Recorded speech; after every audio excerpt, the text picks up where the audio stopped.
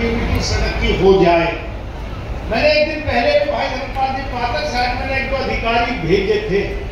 ये जहां मोड़ है यही मोड़ है बगले वाला, ये है बगला है।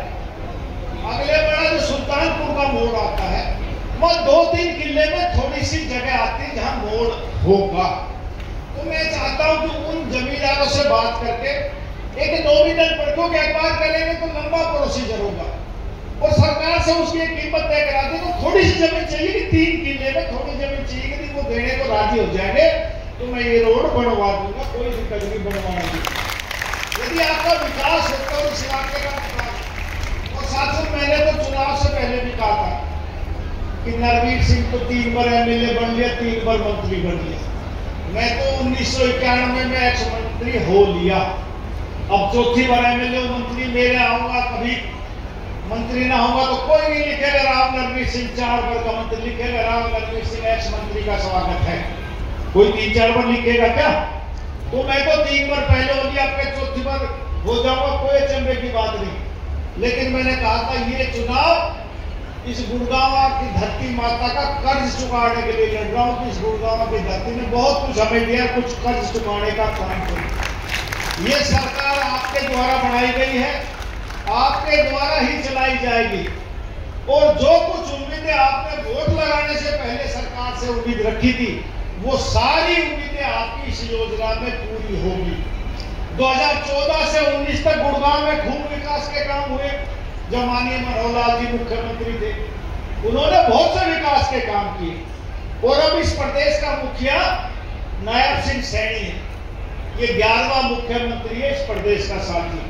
और मेरा सौभाग्य रहा कि मैं 7वें मुख्यमंत्री की कैबिनेट में शामिल हूं। और ये एक ऐसा मुख्यमंत्री है, सब मुख्यमंत्री ने अपने अपने समय में अपने हिसाब से अच्छे काम किए, लेकिन इसमें एक खास खासियत है कि ये सबसे मिलता है, सबके काम करने की कोशिश करता है।